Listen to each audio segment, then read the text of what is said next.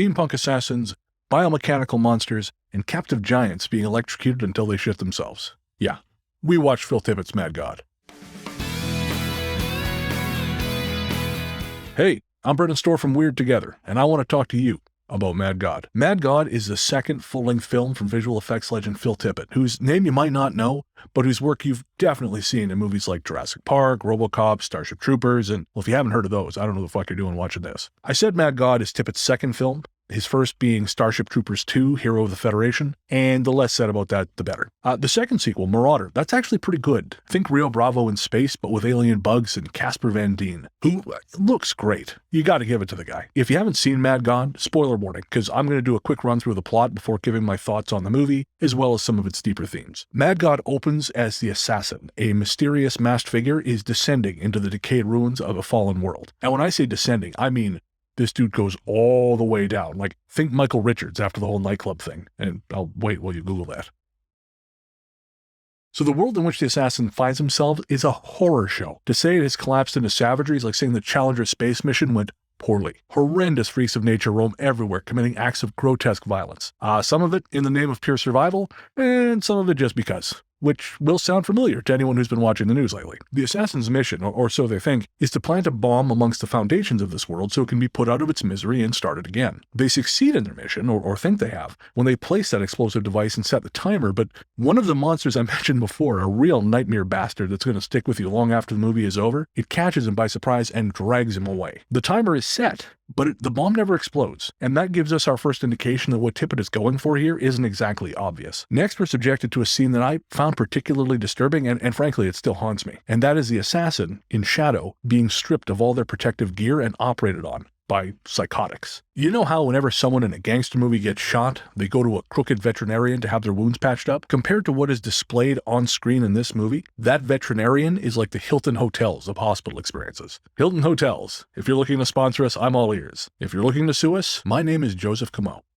From here, the narrative fractures, showing us glimpses of Last Human, played by British filmmaker Alex Cox. Cox had a great run in the 80s with movies like Repo Man, Sid and Nancy, and Straight to Hell. They're all punk rock classics. Anyway, sorry, I could go off on that, but I won't. The Last Human is revealed to be the one who sent the assassin, and in fact, there are many of them, all arrayed like steampunk stormtroopers. He sends yet another assassin into the ruined world below, and we follow that particular doomed traveler's journey through the hellscape. We also meet the alchemist, a kind of floating plague doctor nanny, who has grand plans for the hairy baby thing the surgeons dig out of the original assassin. In the end, the world begins anew and falls yet again into the brutal disrepair where we originally found it.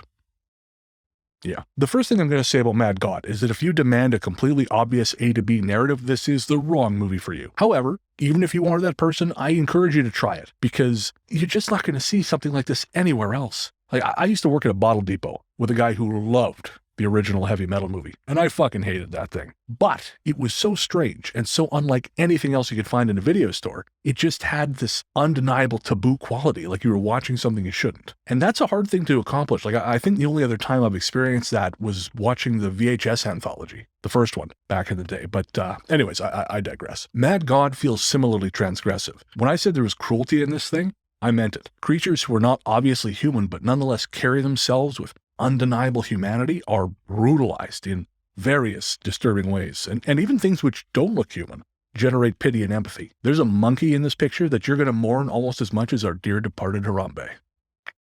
Quickly before I dive into themes, I gotta say that even if you find the fractured narrative confusing, you will never run out of shit to see on screen. This world is incredibly dense, and you're gonna have to watch it a couple times to catch everything. Something as simple as the assassin's descent into the underworld is filled with so many little visual touches, you might actually be overwhelmed. I can't stress this enough. This is not the sort of movie you watch while looking at your phone. Like, I lost count of how many times I saw a little part of the world that made me want to know more. In fact, in that way, it reminded me of the third season of Twin Peaks, where you briefly meet people you don't know and listen to them having conversations about which you know nothing. And it all reminds you that the world around you is so large, you'll never be able to understand all of it. And the world that Tippett creates, there are times where it approaches a level of industrial chaos I can only describe as Upton Sinclair's The Jungle, getting it on with Fritz Lang's Metropolis at a Tool show while the Eraserhead baby cheers them on. It is dark.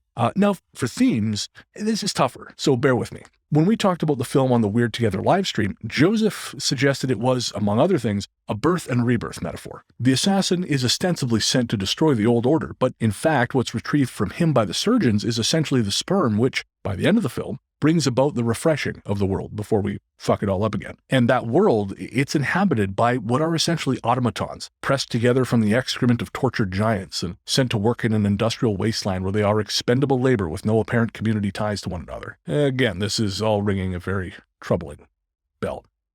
Let's not dwell.